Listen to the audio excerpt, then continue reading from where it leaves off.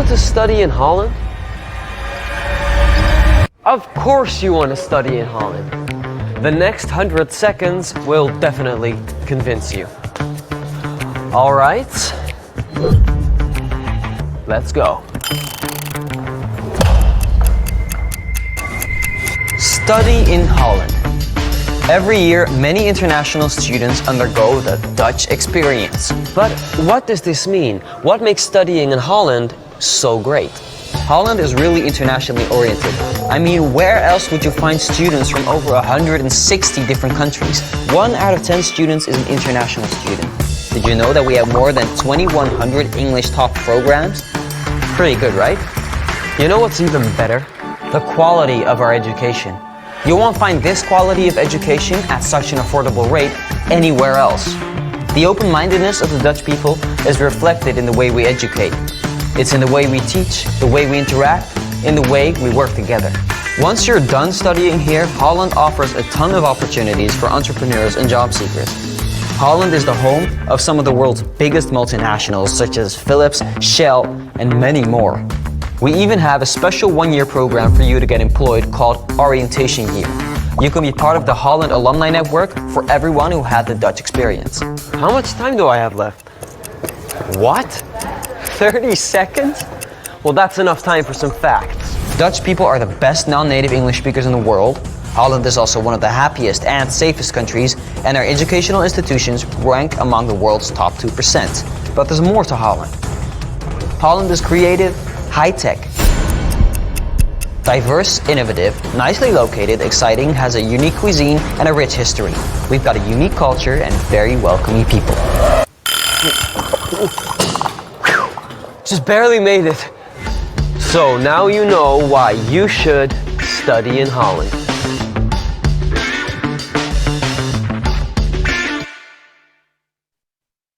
Pagi Teknik. Halo, selamat pagi rekan-rekan dari Fakultas Teknik dan juga rekan-rekan semuanya. Assalamualaikum warahmatullahi wabarakatuh. Salam kenal, saya dengan Rosmalita. Saya di sini akan membawakan sebuah perbincangan yang sangat menarik ya. Dari videonya tadi tuh udah sangat menarik banget. Bahkan sepertinya mungkin sudah cukup menggambarkan apa sih yang akan ditampilkan kali ini. Do you want to study in Holland? Oke, baik. Kali ini adalah sesi antara Achieve Engineering Career and Internship Fair bersama Nufik Neso.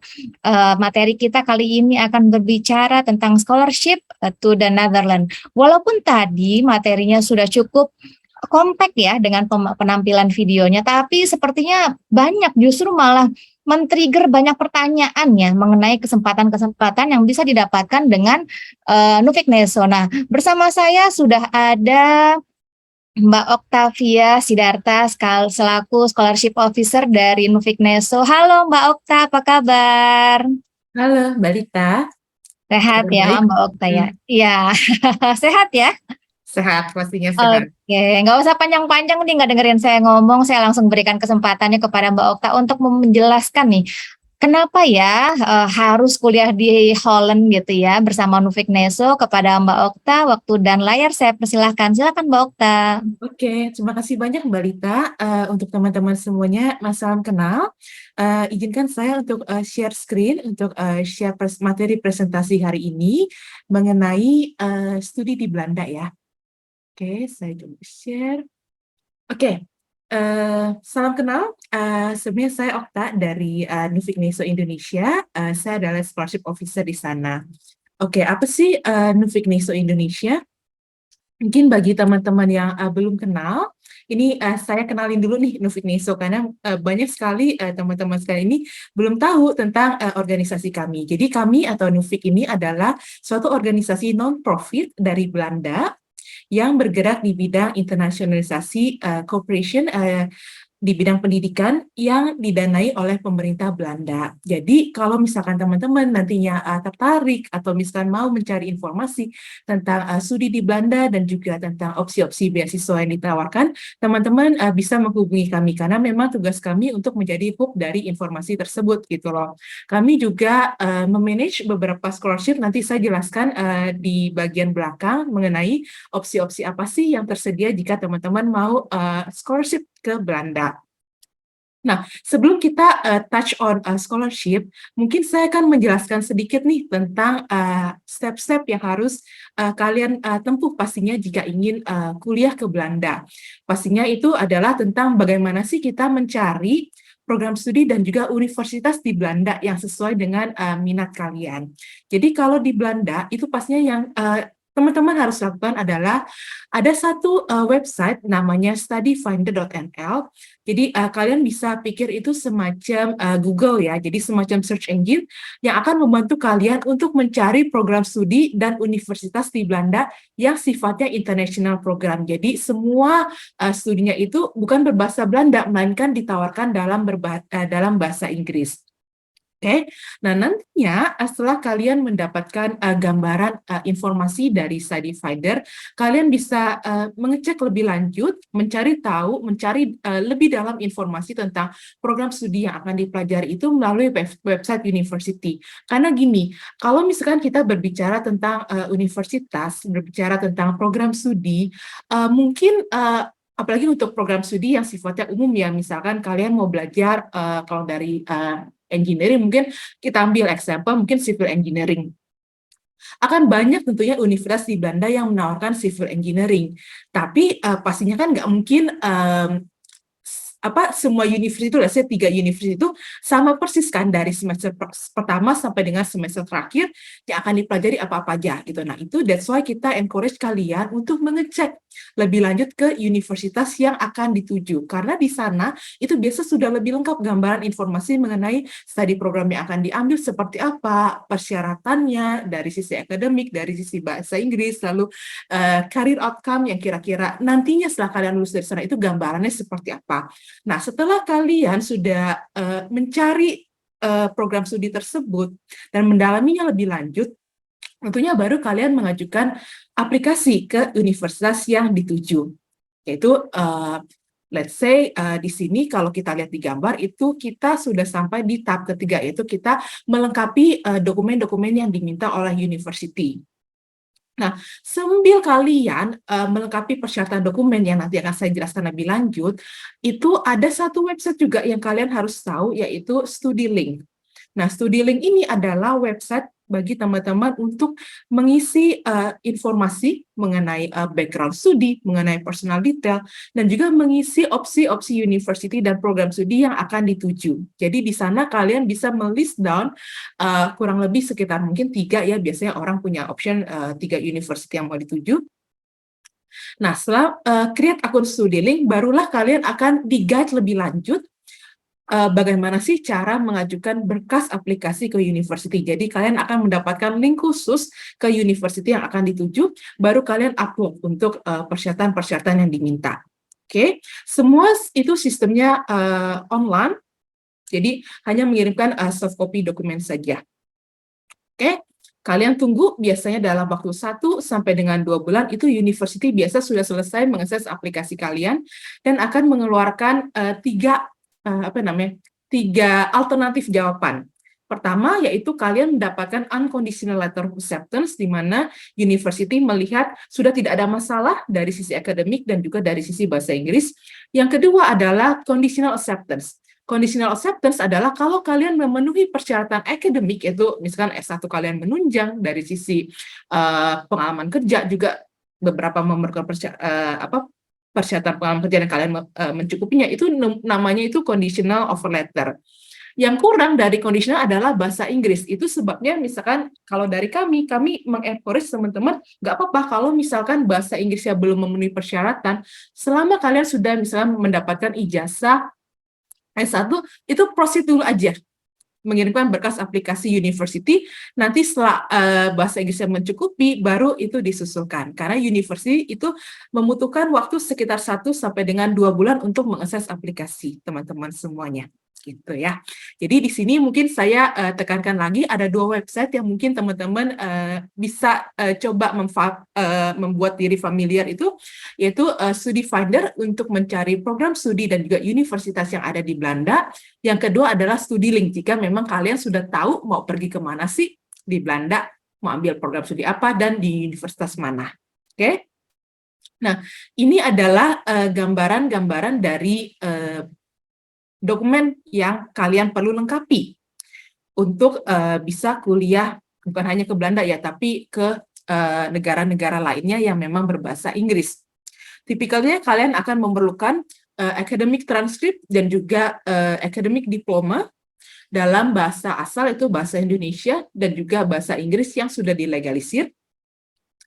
Lalu berikutnya harus melampirkan kemampuan bahasa Inggris. Nah, di sini kita berbicara untuk level master ya. Kalau untuk master, itu biasanya persyaratan diminta adalah TOEFL.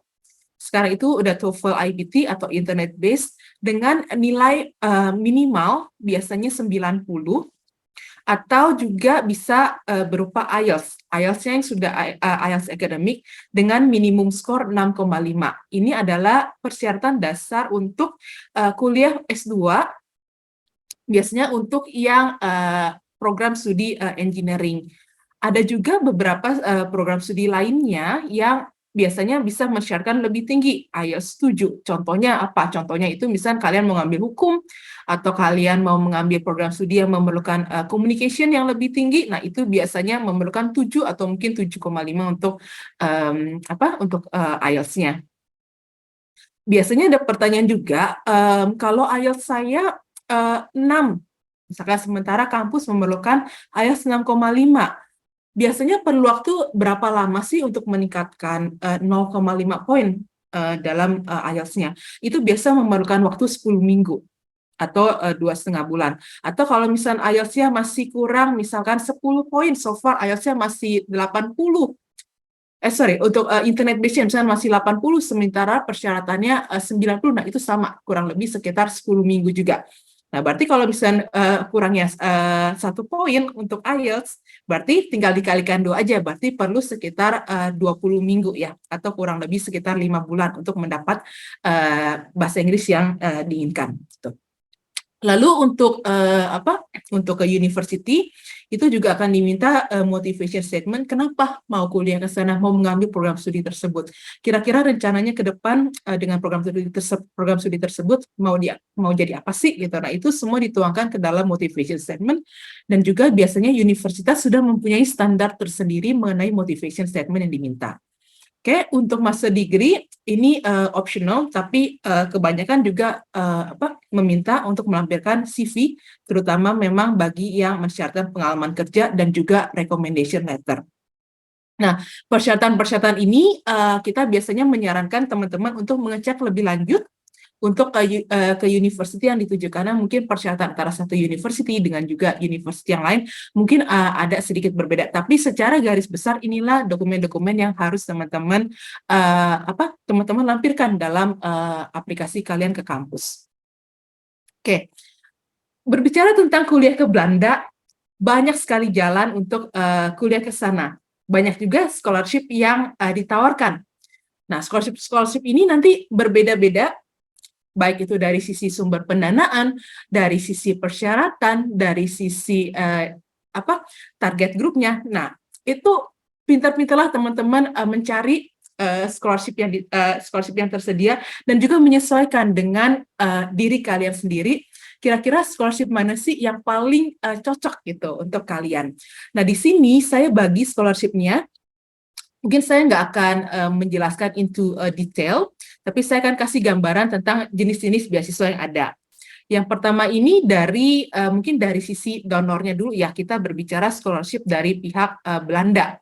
Ada yang namanya Holland Scholarship. Nah, Holland Scholarship ini dari Kementerian Pendidikan Belanda dan juga bekerja sama dengan university yang ada di sana.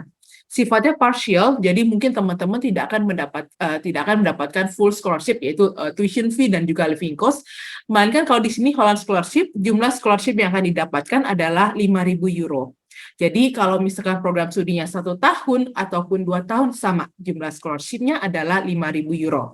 Dan ini biasanya akan didapatkan di tahun pertama studi. Oke, nah ini juga applicable untuk bachelor. Nah, bachelor di Belanda itu atau S1 ada yang 3 tahun sama 4 tahun. Jadi sama aja, mau S1, mau S2, mau kuliahnya setahun kah sampai dengan 4 tahun, ini sama jumlah scholarship yang didapatkan adalah 5.000 euro. Persyaratannya seperti apa? Itu untuk non-European citizen, lalu applying untuk full-time bachelor atau master program yang termasuk dalam salah satu participating Dutch higher education institutions. Nah, jadi memang harus diperhatikan juga untuk Holland Scholarship ini nanti akan ada list dari participating university dan juga program studinya. Nah, untuk aplikasi biasanya dibuka setahun sekali, itu sekitar bulan Oktober, November, jadi nanti teman-teman bisa lihat juga participating university, ini saya sudah list down website-nya. Lalu selain itu teman-teman juga sudah harus memenuhi persyaratan dari university yang diminta. Jadi memang kalau kita bicara mengenai scholarship dari pihak Belanda ya memang boleh dikatakan persyaratan utama atau persyaratan yang cukup krusial adalah sudah mendapatkan unconditional LOA. Jadi that's why tadi kalau di presentasi awal kan saya sudah sempat mention ya tentang gimana sih cara kita mendapatkan LOA gitu. Jadi memang untuk beasiswa, biarpun nantinya misalnya ada beasiswa-beasiswa yang tidak mensyaratkan LOA, kami sangat encourage kalau teman-teman sudah tahu di awal mau mengambil program studi apa dan juga sudah mengajukan aplikasi terlebih dahulu. Itu akan lebih menguntungkan buat teman-teman sekalian gitu. Oke, dan yang terakhir kalau untuk Holland Scholarship ini itu nggak boleh kuliah di Belanda sebenarnya. Jadi misal kalau S1-nya sudah merupakan alumni dari University di Belanda, ini tidak akan eligible. Tapi kalau kita lihat ini memang secara garis besar ini nggak terlalu sulit ya untuk persyaratannya. Jadi memang lebih ke arah memenuhi persyaratan atau mendapatkan unconditional letter of acceptance dari universitas yang memang berpartisipasi dalam scholarship tersebut. Oke, nah ini scholarship yang pertama, Holland Scholarship. Berikutnya kita juga ada scholarship namanya Orange Tulip Scholarship atau biasa disebut dengan OTS. Sama seperti scholarship sebelumnya, ini partial scholarship. Cuman bedanya adalah sumber dananya. Sumber dananya dari Universitas Belanda. Oke. Dan juga kedua dari coverage yang ditawarkan. Kalau tadi Holland Scholarship besarannya adalah 5.000 euro. Sementara kalau OTS ini kita berbicara mengenai diskon atau potongan dari biaya kuliah.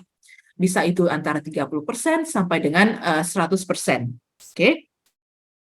Depending on the participating university again. Nah, kita nanti harus melihat university-nya, listnya akan diupdate sekitar bulan Oktober sampai dengan November, itu ketika aplikasi dibuka, dengan ketahuan university dan juga program studi yang berpartisipasinya seperti apa. Persyaratan, sama seperti Holland Scholarship, itu lebih ke arah memenuhi persyaratan yang diminta oleh university. Tapi kalau misalkan teman-teman belum mendapatkan unconditional LOA, misalkan kalian baru lulus nih bulan September, terus let's say aplikasi Orange Tulip dibuka di bulan November. Nah, pada saat itu kalian belum mendapatkan IELTS, IELTS-nya belum cukup nih. Gak apa-apa, selama kalian sudah bisa menunjukkan bukti kalau kalian in the process of applying to the university, itu kalian eligible untuk mendaftar ke beasiswa OTS gitu. Jadi along the way nanti kalian tinggal menyusulkan kelengkapan dokumen yang diminta. Oke. Nah, ini untuk Orange Tulip itu biasanya dibuka bulan Oktober November. Jadi Oktober-November 2022 ini dibuka, ditutupnya itu bervariasi. Ada yang bulan Maret ditutup, bulan April atau bulan Mei. Bulan Mei itu terakhir biasanya. Untuk kuliah di Belanda, intake-nya September. Jadi kalau di Belanda kita berbicara intake yang utamanya itu setiap bulan September. Jadi semua jurusan buka. Tapi memang kalau kita berbicara tentang scholarship, tentunya proses untuk apply university dan juga apply beasiswa itu biasanya akan deadline-nya lebih awal. Karena sebenarnya kalau misalnya kita berbicara mengenai deadline, kalau kita nggak ambil scholarship, bisa aja kalian baru apply ke university bulan April gitu kan, bulan April atau bulan Mei itu masih keburu.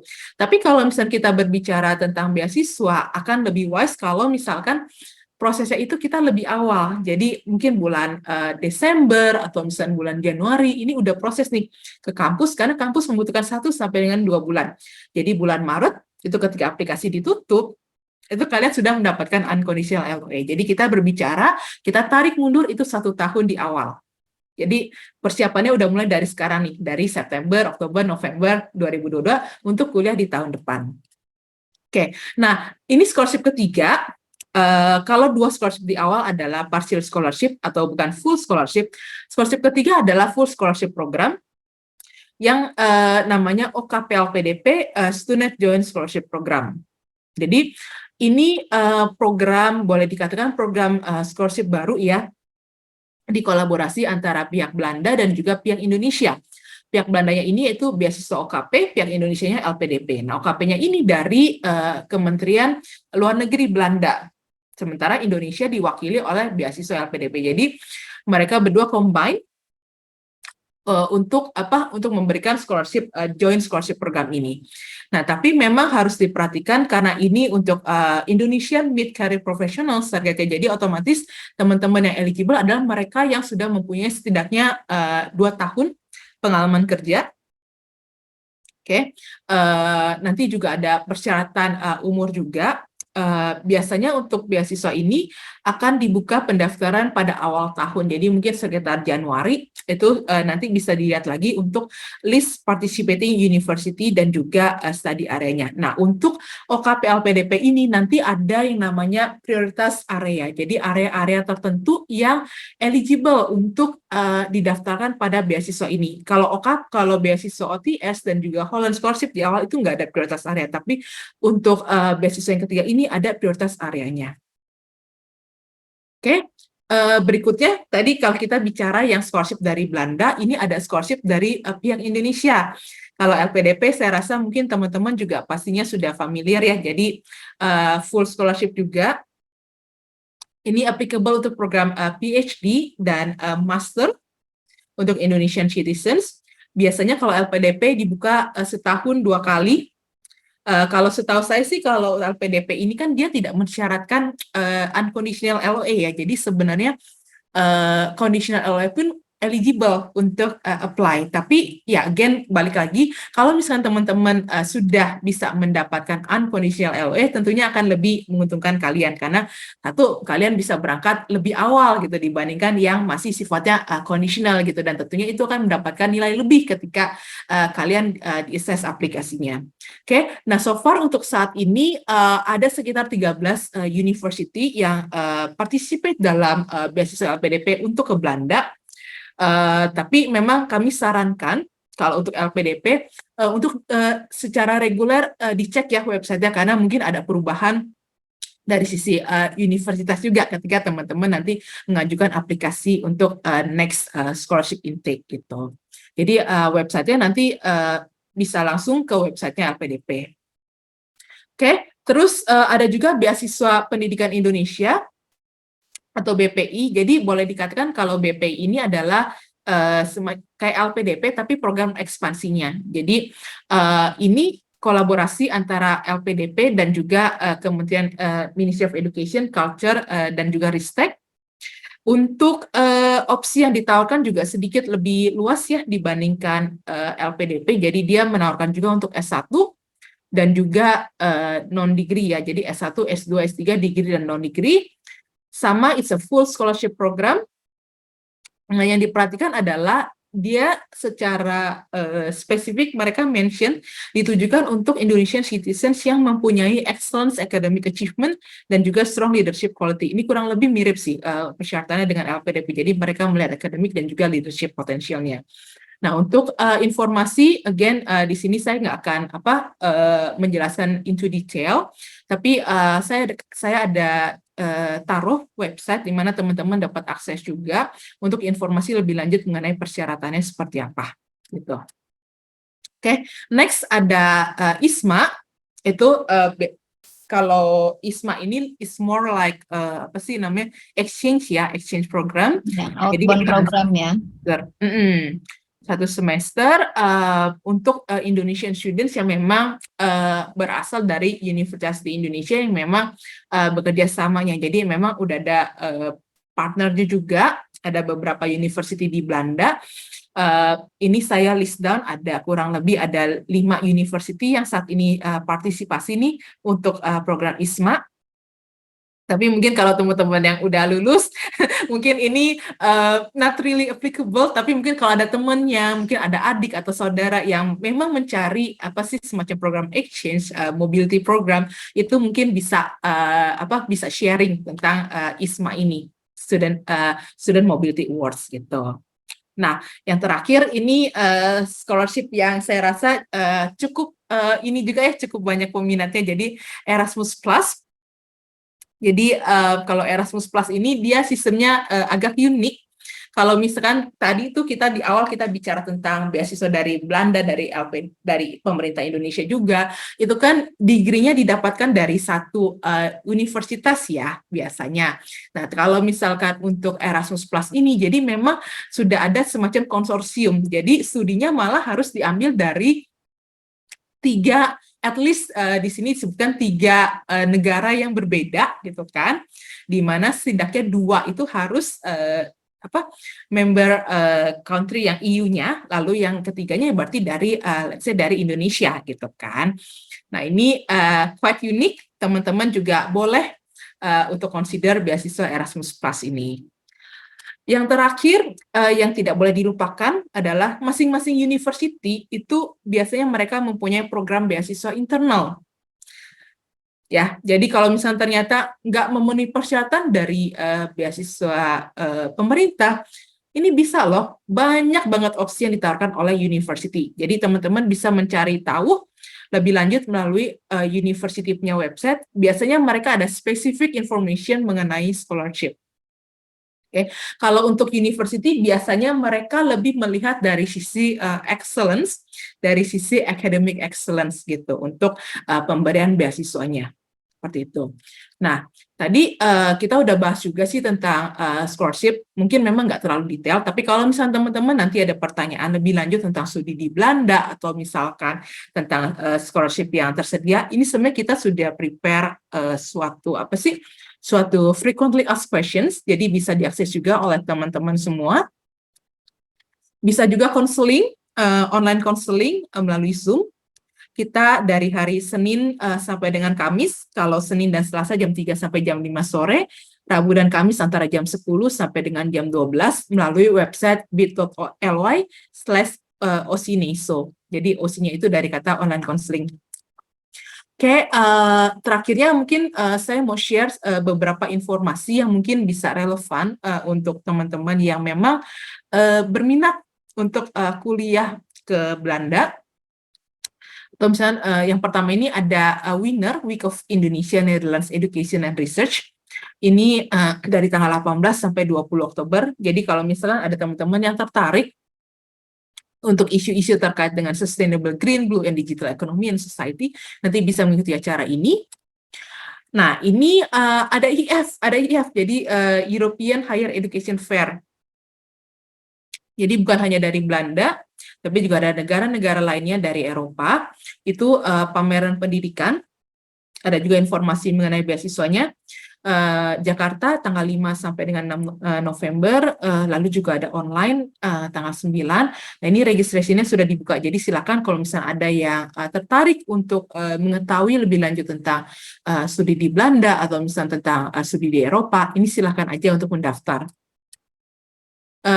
Lalu juga kita ada PhD recruitment, jadi untuk mereka yang tertarik mendapatkan PhD di Belanda, jadi kita membuka registrasi itu sudah bisa melalui bit.ly/PhD-Rec 2022. Jadi nanti teman-teman cukup mengirimkan proposal penelitiannya seperti apa. Jadi nanti pada hari H kita akan kasih tahu. Jadi sebenarnya kita akan kontak mengenai ketersediaan atau mungkin juga calon profesor yang cocok dengan topik penelitian yang mau diambil. Kurang lebih seperti itu sih.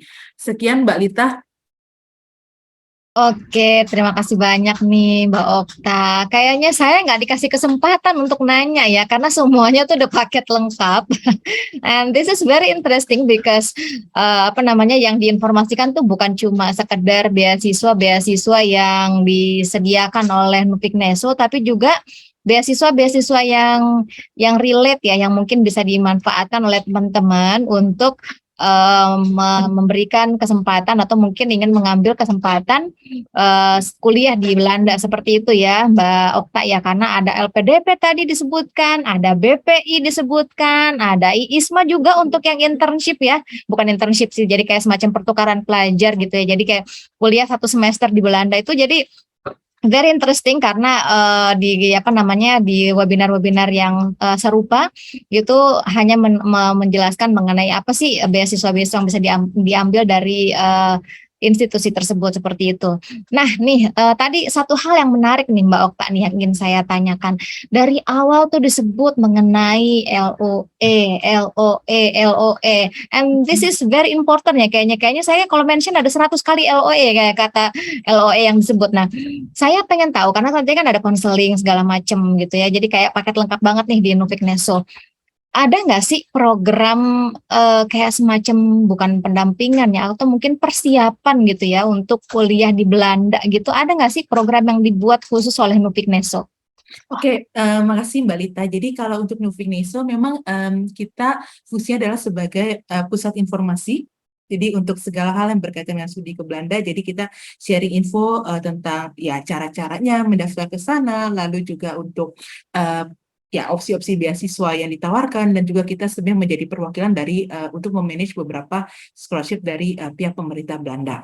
Nah, untuk pertanyaan mengenai pendampingan itu sebenarnya kalau dari kami, sayangnya kami tidak ada, tapi kami adanya what we call pre-departure briefing. Jadi untuk teman-teman yang memang sudah mendapatkan unconditional LOA dan akan kuliah ke Belanda, itu kita biasanya ada 1 hari di mana kami kumpulkan semua mahasiswa yang akan kuliah ke sana, baik itu dari self finance atau dari scholarship, mau dia kuliah S1, mau dia kuliah diploma, S2, atau misalnya dia ke sana untuk S3-nya itu. Jadi ya semacam briefing sebelum keberangkatan gitu. Tapi kami juga biasanya ada sih kayak semacam event-event untuk misalnya how to write a good motivation statement, how to write a good CV yang memang diperlukan bukan hanya untuk mendaftar aplikasi ke kampus, tapi juga untuk aplikasi beasiswa ya, karena biasa motivation statement kita tahu untuk motivation statement ke kampus dan juga motivation statement ke pihak scholarship provider itu sebenarnya kan dua hal yang berbeda gitu. Apa-apa aja sih yang harus ditekankan untuk motivation statement ke kampus pasti akan berbeda dengan motivation statement ke scholarship itu. Jadi kita memang ada proses seperti itu yang bisa diakses oleh teman-teman semua, dan itu semua free of charge. Tapi memang sifatnya itu lebih ke arah umum ya, jadi bukan proses pendampingan one by one gitu. Tapi siapapun yang tertarik, kami biasanya suka ada sesi webinar seperti itu. Oke, jadi itu bisa dimanfaatkan ya programnya ya Mbak Okta ya. Jadi itu bisa didapat informasinya di mana Mbak Okta, mungkin bisa disampaikan? Ya, kami ada sosial media, jadi biasanya kalau ada pameran ataupun ada webinar, itu kita update di sosial media kita, Instagram atau Facebook gitu. Jadi Instagramnya bisa akses di Studi di Belanda, Facebooknya juga sama, Studi di Belanda. Kalau channel YouTube-nya apakah ada mungkin Mbak Okta? Mungkin channel YouTube-nya juga ada. Oke, berarti nanti bisa dilihat juga di channel YouTube-nya ya. Berarti oke nih teman-teman nih. Jadi ini kayaknya one stop shopping ya. Karena dari gimana cara bikin CV juga dibantu gitu ya sama Nufik Neso. Bahkan nggak cuma yang buat mau studi di Holland juga ya Mbak ya. Ini bisa berlaku untuk semuanya seperti itu. Betul. Jadi konseling juga dan lain sebagainya gitu ya Mbak Okta ya. Jadi do and don'ts-nya kan jadi kita tahu ya. Yes. Oke, baik. Terima kasih banyak nih Mbak Okta gitu ya. Jadi tadi juga teman-teman udah disampaikan kalau mau ada pertanyaan-pertanyaan, ada frequently asked question tadi linknya udah di-share sama Mbak Okta. Nanti bisa juga dilihat di booth-nya Nufik Neso di website achieve.eng.ui.ac.id.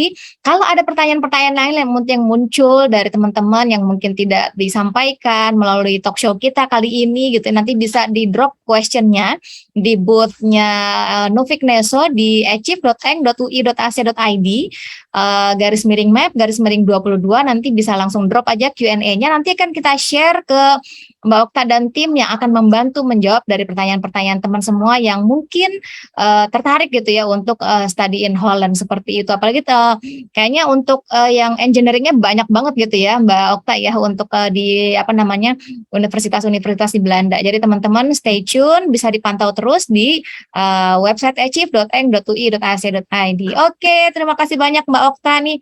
Sama-sama. Gak kerasa udah lebih dari setengah jam kita ngobrol-ngobrol dan saya tidak merasa bosan gitu dengan apa yang disampaikan oleh Mbak Okta. Jadi terima kasih banyak atas waktu yang sudah diberikan teman-teman semuanya. Terima kasih, mudah-mudahan sukses untuk mengambil studinya di Holland. Terima kasih, saya Rosmalita undur diri. Wassalamualaikum warahmatullahi wabarakatuh. Selamat pagi teknik.